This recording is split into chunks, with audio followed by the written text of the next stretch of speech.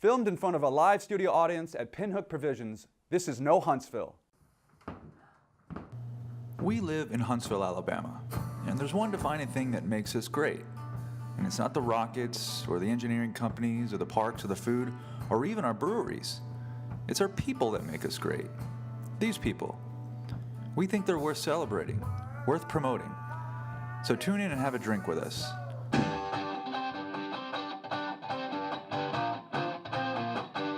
Hi, I'm Tom. And I'm Joe. And this is another episode of No Huntsville.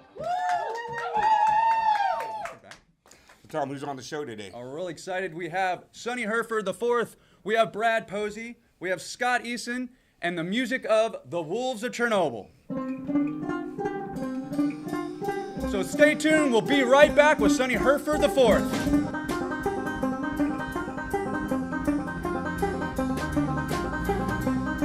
No simpler choice was ever made than the one with a gun to your head. Pinhook Provisions is Huntsville's newest mobile dining destination. Pinhook Provisions is open Tuesday through Friday, hosting Huntsville's finest food trucks serving breakfast and lunch.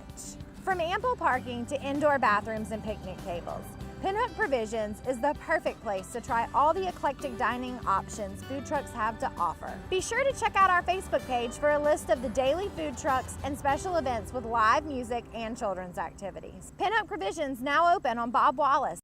An old country road, 20 acres of rolling hills, a lush vineyard, and a rustic environment are just a few of the beautiful details that await you at Sacred Stone. We offer both indoor and outdoor spaces for comfortably entertaining up to 240 guests, an elegant and timeless atmosphere married with the comforts of modern amenities. A beautiful timber frame structure designed to inspire, celebrate, and share the most treasured of moments with you and the ones you love most. Welcome to Sacred Stone. There's nothing else to know. And welcome back to No Huntsville. We are very excited today for our guest, Sonny Herford IV. Thank you for coming in. Sure. Pleasure to be here. But first I want to thank our sponsors. We'd like to thank Pinhook Provisions for providing us the studio. Also Dr. Barbecue, always giving us great barbecue. Sacred Stone, Rocket Republic, and Lone Goose over at the new Campus 805. Very excited about that. But let's get to who we're here to talk to today. Sonny Herford. I want to give a background to everybody in case they are not aware of who Mr. Herford is. He's one of the first black students to attend a public white school in Alabama. This is a picture with him and his father in 1963 walking to school. And a pretty iconic symbol for Huntsville and the South. And really excited to have you here today. What I wanted to talk to you about is that day and talk about some of your experiences here in the South. Okay, and actually I was the first in the state of Alabama. The first, because so I read you went the first 2 days and it was you got blocked. Right, the and first then 4 days. 4 days, right. okay, and then on Monday you were actually let into the school, right? That's correct, on September 9th, September 1963. 9th, Yes, okay. Yes. And that picture, as you said, is the most iconic one. That is actually one of the days that we were turned away from school. This is one, okay. Yeah, and I can tell that because that picture is looking west down Governor's Drive. Right. And that's on our way back home from Fifth Avenue, one of the days that Governor Wallace had sent his state troopers to keep the school closed. Right. All the schools in Huntsville that were going to integrate were kept closed. Four separate schools were kept closed by Governor Wallace. And again, this is 1963. This is the year of the Birmingham riots and the bombings that went on. This is Bull Connor. This is a very tumultuous time in the South, and which makes this kind of scene with your father that much more just crazy to me. I mean, it's just it's pretty interesting. Yeah, the March on Washington as well. Right. Yeah. And so some quotes from your father here. I don't recall being frightened. I was thinking that what it was going to mean for the country and the city and the whole state. And sure, it could have been injured or possibly killed, but no one person is bigger than the movement. That's an amazing sort of sentiment to talk about, especially with a child. Like, I'm a father, you're a father, to bring your child into such a kind of an unknown sort of area is pretty brave. So I want to talk about your father a little Sure. bit too. Yeah. Well, my parents were both very brave, I think. I had just turned 6. I turned 6 on August 30th that year, and this was early September. So Right, I yeah. just turned 6. And they did a good job of letting me know that this was important, but also protecting me from the dangers that could have been out there. And I wasn't old enough to know how the world can be and how frightened I should have been. Right. I didn't know because they had protected me from that. We had people that would call the house and threaten to kill me or blow up the house and that sort of thing. And my father learned a pretty good trick. What he would do when people would call, he would answer the phone. He would say something like, "Officer McCarthy, Huntsville Police Department." And he said if it was a family member or a friend, they knew what the deal was, Right, and yeah. they would keep talking. Otherwise, what he would hear was click. Right. Yeah. Right. Yeah. So, but they did a very good job of protecting me from understanding how dangerous that could have been, and I wasn't frightened at all. In fact, in that picture, I think I look a little confused, and to be honest, I don't remember what I was thinking, but it was probably I thought I was going to school today. Right, yeah. You know? So, and here, As a here we normal would be- 6-year-old would think. Right. Didn't have a sort of grasp on the real environment that you were Right. in, right? Exactly. Where were you going before you were going to the Fifth Avenue School? Well, that was first grade. Oh, this is That was for starting youth. first grade, and back in those days, kindergarten was not required. Okay. So I had not been going to school. Although the Unitarian Church here in Huntsville, once the lawsuit was settled, and I was going to be allowed to go to that school, the Unitarian Church, which was at 701 Clinton Avenue at the time, they hosted a little preschool, and I think it was only a week or two, but it was for the 4 black children and several white children to go to kind of a kindergarten environment, just so that we could see that, children were just children. Right. And we had a chance to do that, and that was an important step. It was the first time in Alabama that black children and white children had gone to school together. Which again is amazing because in 1954 it had passed throughout the country where integration. Oh, absolutely. And so yet you're almost 9 years later, Yep. you're still fighting that battle, Yep. right? I've thought about that many times. You're right. 9 years earlier, Brown versus Board of Education in Topeka, Kansas, was settled by the Supreme Court, so it should have been the law of the land. But as you can imagine, the school systems, especially in the South, didn't rush out to make changes. No, they didn't. So, and the lawyers for the Huntsville City Schools, they were arguing uphill because this decision had been made nine years earlier. So they had a 4-point argument why I should not be able to go to the school. Okay. Their first point was such a thing had never been done before. Okay. All right. Sure. Okay. Yeah. Their second point was there was such a wide street that I had to cross to get to that school. So your safety They was- were concerned all right. for my safety, and I got I've you. always appreciated that. Yeah, exactly. So, but the judge looked at their lawyers and he said, "Well, are there any white children that have to cross that street?" I said, "Yeah." "Well, are there crossing guards to help those white children?" "Yes." "Can't those same crossing guards help him to cross the street?" Yes. So they lost that one. And the third thing, they said that if they let this one little Negro boy into the school, it would disrupt the entire school system. And the judge looked at their lawyers and he says, "You mean to tell me you have such poor control over your school system that this one little boy could disrupt the entire system?" Well, there's no good answer to that one from their point of view. There's no Right. good answer. Well, the fourth point that they had was that they had turned Montgomery inside out or upside down, whatever they said. They couldn't find a copy of my birth certificate in Montgomery. Oh, wow. So you thought with Barack Obama that was the first time. That was not. They had practiced that before, many years before. But they were probably a little bit embarrassed when our lawyers explained that I was born in Indiana. So they needed to be looking in Indianapolis, not Montgomery. So, but that was their 4-point argument. Because, like I said, they were arguing uphill. They had nothing to. They had nothing more than that.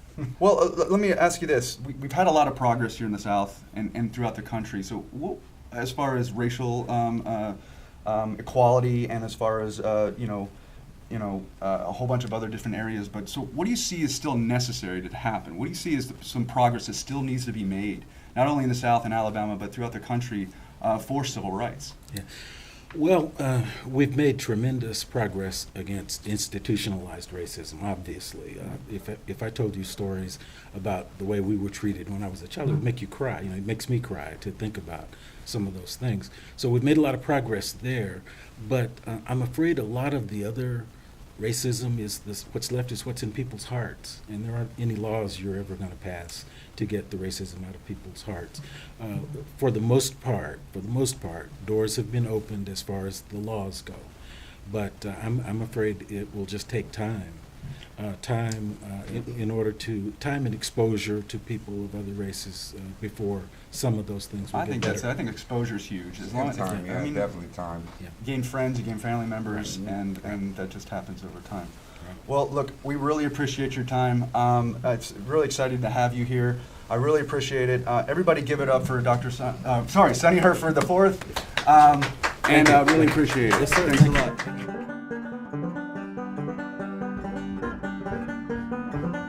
In these old forgotten hills, hidden in this cloak of smoke. An old country road, 20 acres of rolling hills, a lush vineyard, and a rustic environment are just a few of the beautiful details that await you at Sacred Stone. We offer both indoor and outdoor spaces for comfortably entertaining up to 240 guests, an elegant and timeless atmosphere married with the comforts of modern amenities. A beautiful timber frame structure designed to inspire, celebrate, and share the most treasured of moments with you and the ones you love most. Welcome to Sacred Stone.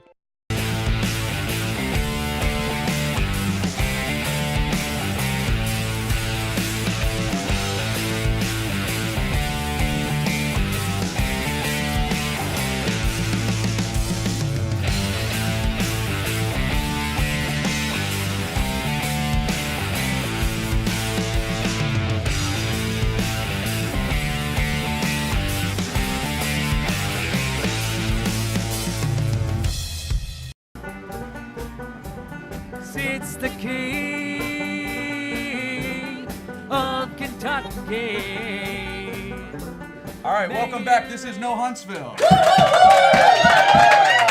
Want to thank our sponsors, Dr. Barbecue, Sacred Stone, Rocket Republic, of course, Pinhook Provisions for giving us the studio, and Logo Saloon now at Campus 805. But let's thank our guest, Brad Posey. Hey, Brad. Thanks for coming in, buddy. Thanks, man. He is the host of The Invisible City on WLRH, airing Friday nights from 7 to 9 p.m. and also Saturdays from 10 to 12 p.m., correct? Yes, sir. A local eclectic sort of broadcast, train wreck of wreck music. Beautiful So train wreck. let's talk about the music that you put on your show. So go ahead. It's just basically stuff I like. It can be anything from 60s and 70s African high life music. Of course. It can be Modest Mouse. It could be Johnny Cash. It could be Lucinda Williams, Bjork, James Brown. I don't know. It could be anything. And I think that's the reason you have such a following now is because of that eclectic sort of gathering of that type of music. You're all over the map. Well, it's completely accidental, but it's pretty much one of those things where I just play what I like, and all of us have iPods. It's all kind of random and crazy, and so the show just kind of goes along, and hopefully you're not bored. So No, you never stay bored. Got a lot of local bands on there as well. yeah, Wolves of Chernobyl have been on the program before. What? Lots of cool local bands. I try to play at least one local band or two an episode. So So you record the episode earlier in the week, Yes. and then you air it on Friday. through the magic of technology, it appears to be live on Friday nights. But yeah, I record Wednesday afternoons. So how do you prep for your show? I don't. I No pretty much- prepping I whatsoever. ride around in the car and CDs roll around in the floorboard, and I pick one up and go, this week's show will be that. We at Nice. least have paper and pens. Yeah. Now we do. Since the CW came around, now we have papers and pens. Right. When did the show start? When did you start? It's about, I think this is our 6th year. Wow. Which I didn't realize it had been on that long, but I started counting back, and so it's been about 6 years now, this year. So I heard that or read that you started at your cousin's bedroom or something like that. Well- Similar to us, we started out of Yeah. my extra bedroom out of the house, right? The first show I ever did, I was about 7, and I pretended like I was the Wolfman Jack, Right. and we would switch CDs. Well, I think we had maybe some Run DMC, maybe some Queen. Nice. It was even eclectic back then, but and I always wanted to have a radio show, and somehow it happened. So It's amazing. It's a really good show. Yeah, it's a great outlet for Thank you you. just to show everybody, different kinds of music. And I mean, I know I've picked up bands that you've played from there. Right. Well, it can be anything from bluegrass to, I've played death metal on the show. I play anything. Big death metal, large death metal fan base out there. What are some of your favorite local bands that you've had on, besides the Wolves, of course? Oh, right.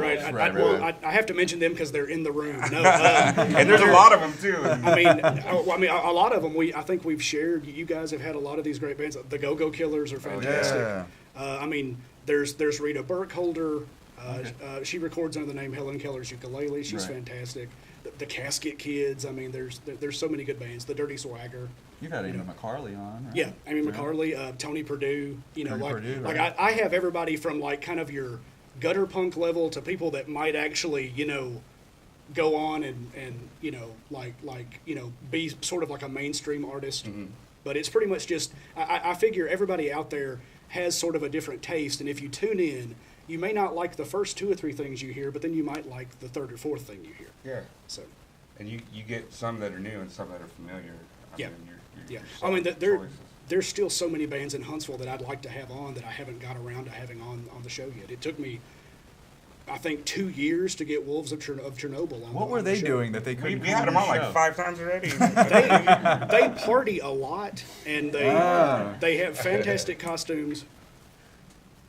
That's it. I heard they're the most polite band in the world. They are. They're very talented, also very polite. They are. You also get some of these bands on a comp that people can get. Yeah, we've been trying to do things like to give people some incentives to donate and everything, and also kind of sort of without being too political, kind of push out the. Our little local agenda of look how great our artists are here in Huntsville. So we had Local Aliens, which is a disc that we put out. It's free. Whoever wants to come by and get one can get one. It's got, Chris Fitz on it. We had the band Iron Horse, I believe, who I think are from Birmingham, I want to say. But just all kinds of people. In the past, we featured Amy McCarley, some different people. It's just something that our way of kind of, look at what we have and just kind of share it with people. All right, that's Brad Posey with the Invisible City at WLRH. It's 7 to 9 p.m. on Fridays, also on Saturdays 10 to 12 p.m. Everybody give it up for Brad Posey. Thank you so much for coming in. Thank you. In the house of the Father, the house of the Holy Ghost.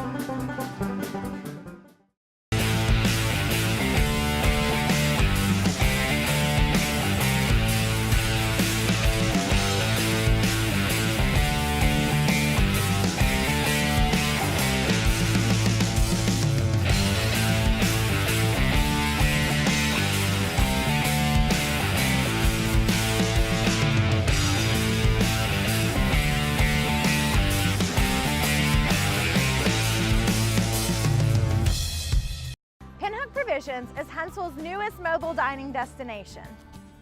Pinhook Provisions is open Tuesday through Friday, hosting Huntsville's finest food trucks serving breakfast and lunch. From ample parking to indoor bathrooms and picnic tables, Pinhook Provisions is the perfect place to try all the eclectic dining options food trucks have to offer. Be sure to check out our Facebook page for a list of the daily food trucks and special events with live music and children's activities. Pinhook Provisions now open on Bob Wallace. Oh, sweet girl. Oh, sweet girl. Oh, sweet girl. Welcome back. This is No Huntsville. All right.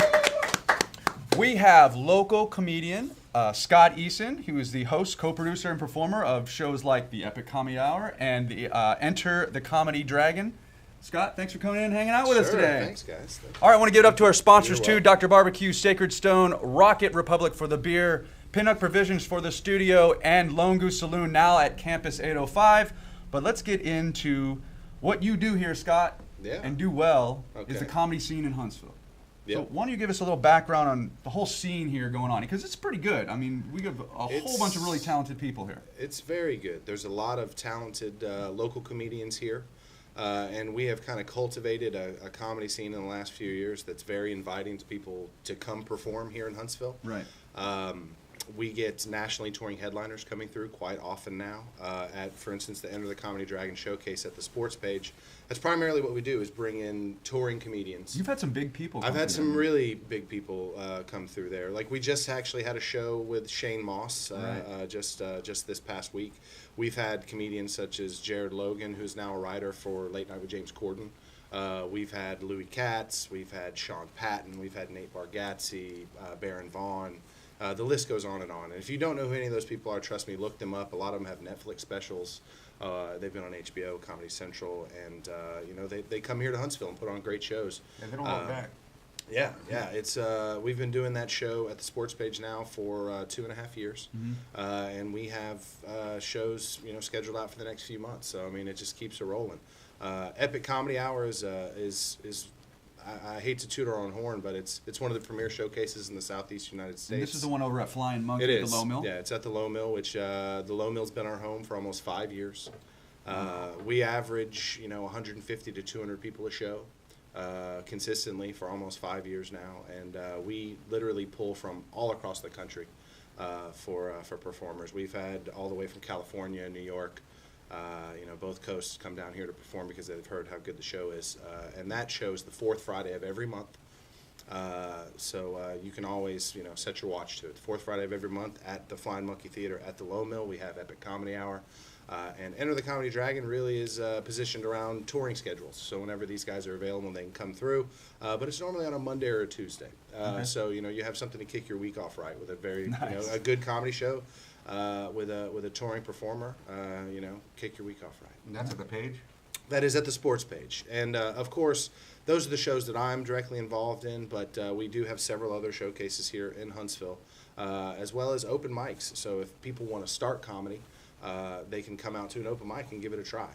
We have open mics on Monday nights, and Wednesday nights are our two longest running open mics, and I believe we have a couple of pop-up mics that normally happen on Tuesdays and Thursdays.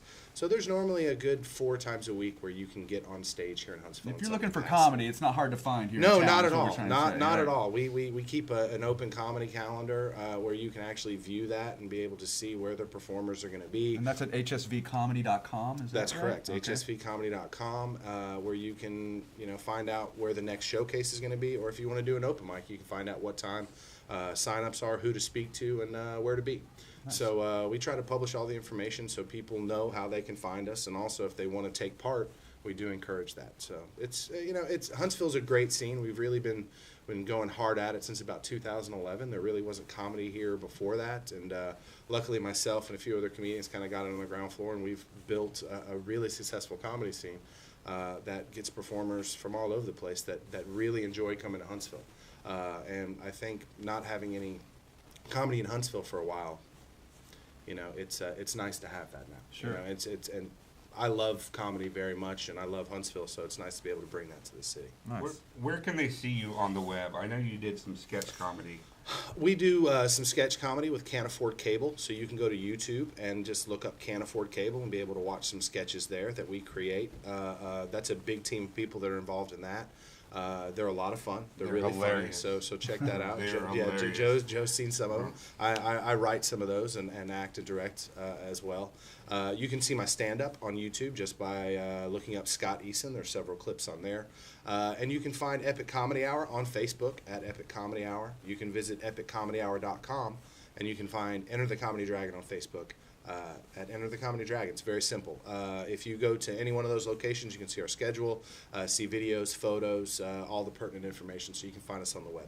Yeah, you guys got to go see Scott, because you don't even have to pretend laugh here. It's all real. Well, that's great. That's very sweet. That's very sweet of you. It's very sweet. All right, that's Scott Eason, a local comedian here. Please give it up for Scott for coming in the studio today. And you can check him out at hsvcomedy.com. Please do. Thanks a lot, Scott. Thank you, Tom. I met a girl on the south side of Cheyenne. Pinhook Provisions is Huntsville's newest mobile dining destination. Pinhook Provisions is open Tuesday through Friday, hosting Huntsville's finest food truck serving breakfast and lunch.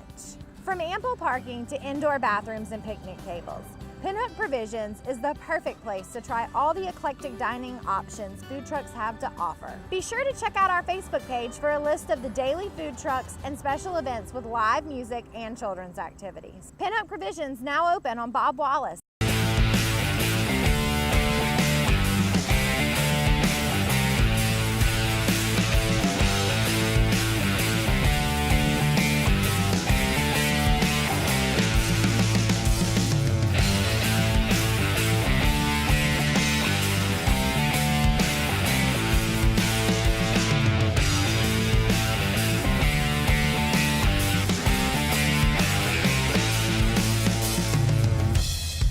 To watch extended versions of our interviews, please visit knowhuntsville.com. Ladies and gentlemen, The Wolves of Chernobyl.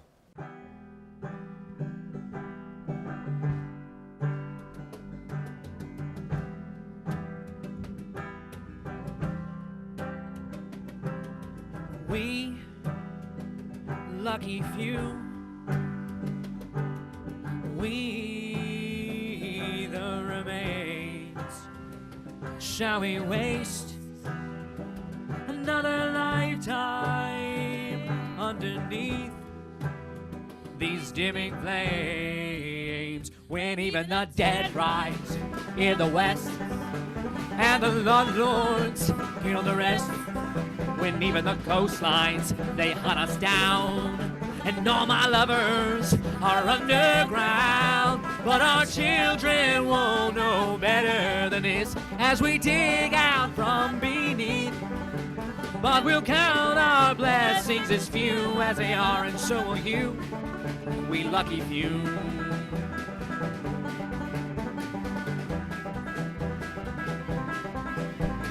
We lucky few, we the wounds, picking through the dead and forgotten.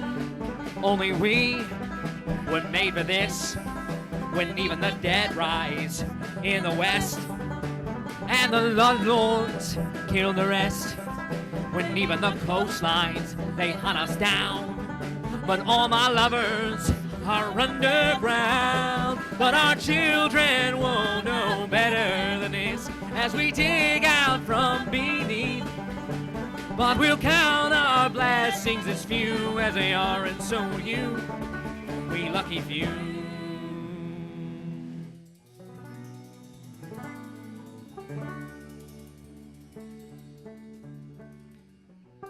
Thanks for having us, No Huntsville. And the CW.